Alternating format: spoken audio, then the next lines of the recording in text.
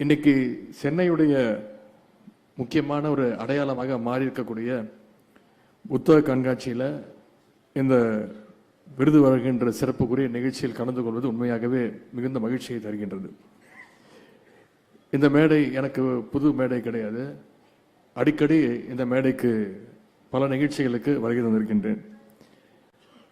சொல்லப்போனால் இந்த புத்தக காட்சியை நானே சில வருடங்கள் திறந்து வைத்திருக்கின்றேன். பல புத்தகங்களை இதே மேடையிலே வெளியிட்டிருக்கின்றேன். கலைஞர் பொற்கிழி, பப்பாசு விருதுகளை சில வருடங்கள் நானே இங்கே வருகை அளித்திருக்கின்றேன். முதல்ல இந்த ரெண்டு விஷயத்திற்காக இந்த புத்தக காட்சியை நாம் பாராட்டியாக வேண்டும். முதல் காரணம், 49வது வருஷமாக இந்த புக் ஃபேர் புத்தக காட்சி இங்கே சிறப்பாக நடைபெற்றுக் கொண்டிருக்கிறது. 1977ஆம் ஆண்டு 1977 வெறும் 13 அரங்கங்களோடு துவங்கப்பட்ட இந்த புத்தக காட்சியில் இன்னைக்கு 1000க்கும் மேற்பட்ட அரங்கங்கள், கடைகள் அமைக்கப்பட்டு புத்தகங்கள் விற்பனையாகி கொண்டிருக்கின்றது. பொன்விழாவை தொடர இருக்கக்கூடிய சென்னை புத்தக காட்சிக்கு முதல்ல நம்ம அத்தனை பேர் நம்முடைய பாராட்டுகள், வாழ்த்துக்களை தெரிவித்துக் கொள்வோம். அடுத்து இந்த முறை இந்த ஆண்டு புத்தக காட்சிக்கு வரும்பொழுது கட்டணம் இல்லாமல் அரங்குகளை பார்வையிடலாம் அப்படின்னு அந்த கண்டிஷன்ஸையும் ரிலாக்ஸ் பண்ணியிருக்கிறீங்க. அதற்கு வாசகர்கள் சார்பாக உங்களுக்கு என்னுடைய பாராட்டுகள், என்னுடைய நன்றியை நான் தெரிவித்துக் கொள்கின்றேன். இங்கே நக்கீரன் கோபால் அவர்கள் பேசும்பொழுது குறிப்பிட்டு பேசினார். அவரும் ஒரு பதிப்பாளராக வந்திருக்கிறார் என்று. துணை முதலமைச்சர், சட்டமன்ற உறுப்பினர், அமைச்சர், இப்படி எத்தனையோ பொறுப்புகள் இருந்தாலும் ஒரு பப்ளிஷராக இந்த நிகழ்ச்சியில் கலந்து கொள்வது எனக்கு கூடுதல் பெருமை. திராவிட முன்னேற்ற கழகத்துடைய இளைஞரணி நடத்துகின்ற முத்தமிழறிஞர் பதிப்பகம் சார்பாக இதே புக் ஃபேரில் நாங்களும் எங்களுடைய அரங்கங்களை அமைத்திருக்கின்றோம். எங்களுடைய பதிப்பகம் சார்பாக இந்த வருடம் 25 புத்தகங்கள் வெளியிடப்பட்டு அதுவும் இந்த புக் ஃபேரில் சிறப்பாக விற்பனையாகி இருக்கின்றது. அதற்கான களத்தை எங்களுக்கு தந்த இந்த சென்னை புத்தக காட்சிக்கு முதல்ல என்னுடைய பதிப்பாளராக என்னுடைய நன்றியை நான் தெரிவித்துக் கொள்கின்றேன். கடந்த நவம்பர் மாதம் இளைஞரணியின் சார்பாக வல்லூர் கோட்டத்தில் நாங்கள் அறிவு திருவிழா அப்படின்ற ஒரு நிகழ்ச்சியை 8 நாட்களுக்கு நடத்தினோம். அறிவு திருவிழாவை முன்னிட்டு பல கருத்தரங்கங்கள், கலை நிகழ்ச்சிகள் எல்லாம் நடந்தது. அதனுடைய முக்கிய பகுதியாக ஒரு வார காலம் ஒரு புத்தக காட்சியையும் நாங்கள் நடத்தினோம். அந்த புத்தக காட்சிக்கு மிகச்சிறந்த ஒரு வரவேற்பு இருந்தது. அதை பார்த்துவிட்டு தமிழக முதலமைச்சர் அவர்கள் சொன்னார், இனிமேல் வருட வருடம் நீங்கள் இந்த புத்தக காட்சியை நடத்த வேண்டும், வருட வருடம் அறிவு திருவிழாவை தமிழ்நாடு முழுக்க நடத்த வேண்டும் என்று முதலமைச்சர் அவர்கள், எங்களுடைய கழக தலைவர் அவர்கள் எங்களுக்கு அறிவுறுத்தி இருந்தார்.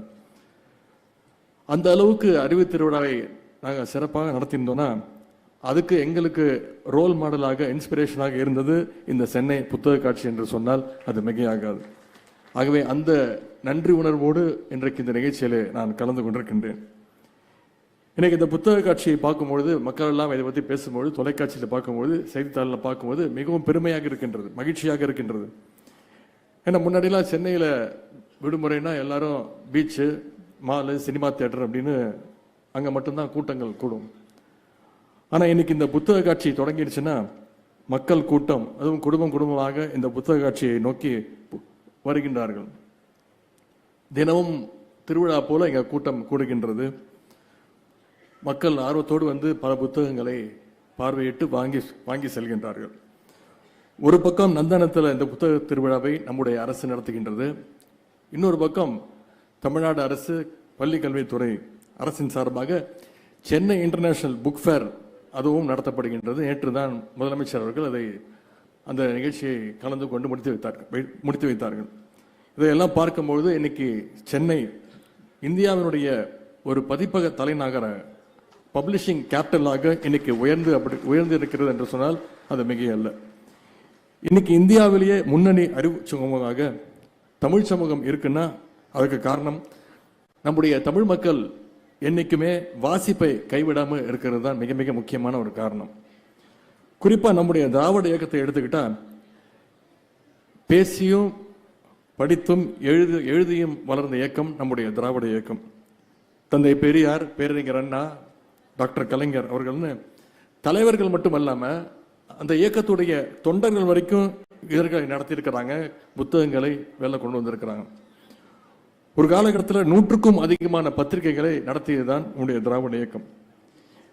எழுத்தை வெறும் பிரச்சார கருவியாக பயன்படுத்தாம மக்களுக்கான ஒரு பகுத்தறிவை, முற்போக்கு சிந்தனையை கொண்டு போய் சேர்க்கின்ற சேவையாக நம்முடைய திராவிட இயக்க தலைவர்கள் செயல்பட்டுக்கிட்டு வந்தாங்க. தந்தை பெரியார் அவர்கள் உலகினுடைய போக்கை மாற்றிய கம்யூனிஸ்ட் அறிக்கையை தமிழில் வெளிக்கொண்டு வந்தாங்க, மொழிபெயர்த்து.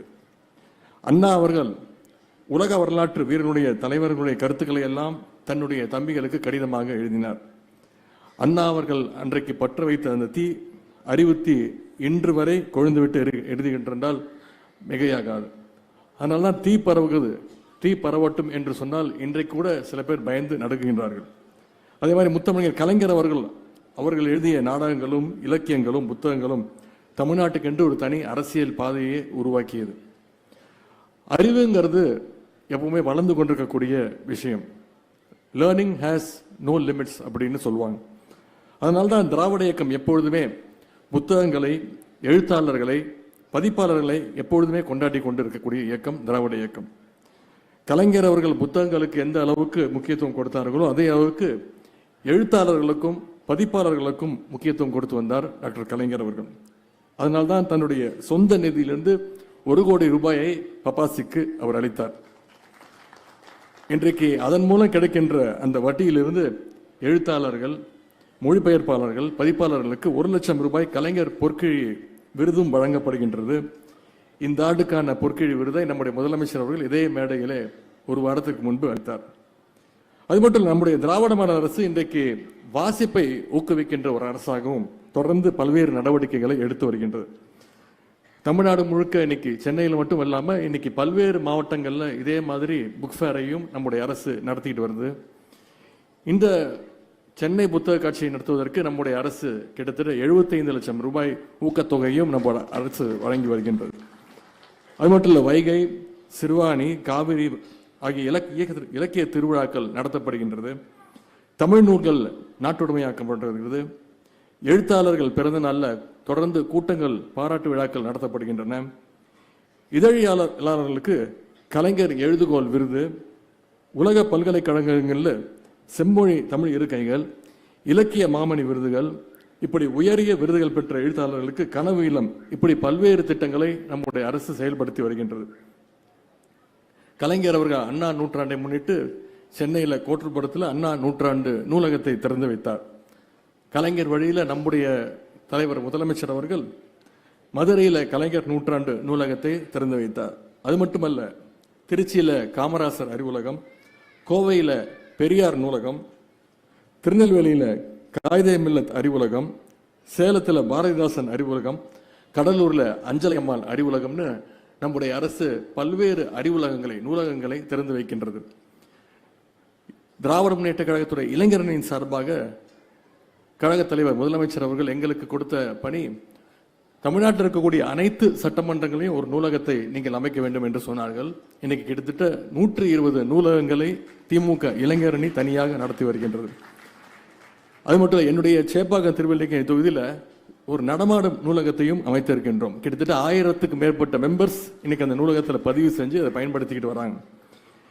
அதேபோல எனக்கு எங்களுடைய கழக தலைவர் சொன்னது போல பொன்னாடைகள், பூங்கொத்துக்களையும் தவிர்த்து விட்டு புத்தகங்களை பரிசாக கொடுக்க வேண்டும் அப்படின்னு கட்டளையிட்டு இருக்கிறாங்க. அப்படி வழங்கப்பட்ட புத்தகங்களை இன்னைக்கு தமிழ்நாட்டில் இருக்கக்கூடிய பல்வேறு நூலகங்களுக்கு பரிசாக கொடுக்கின்றோம். ஆகவே வாசிப்பை ஒரு இயக்கமாக ஆக்கிறதுக்கு எங்களால் முடிந்த விஷயங்களை தொடர்ந்து நாங்கள் செய்து வருகின்றோம். வாசிப்புக்கு உறுதுணையாக இருக்கின்ற நண்பர்களுக்கு தான் இந்த விருதுகளை இன்றைக்கு வழங்கியிருக்கின்றோம்.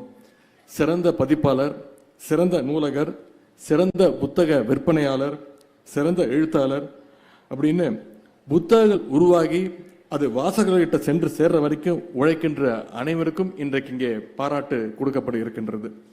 இது போன்ற ஆக்கப்பூர்வமான பணிகளை தொடர்ந்து செய்து கொண்டிருக்கக்கூடிய பப்பாசி நிர்வாகிகள் அத்தனை பேருக்கும் உங்கள் சார்பாக என்னுடைய வாழ்த்துக்களை நான் தெரிவித்துக் கொள்கின்றேன். நம்முடைய திராவிட மாடல் அரசு என்றைக்கும் உங்களுக்கு துணையோடு இருக்கும். பதிப்பாளர்களுக்கும் படைப்பாளர்களுக்கும் விற்பனையாளர்களுக்கும் வாசகர்களுக்கும் விருது பெற்ற அனைவருக்கும் மீண்டும் என்னுடைய வாழ்த்துக்களை தெரிவித்து இந்த சிறப்பான வாய்ப்பளித்ததற்கு நன்றி கூறி விடைபெறுகின்றேன். நன்றி, வணக்கம்.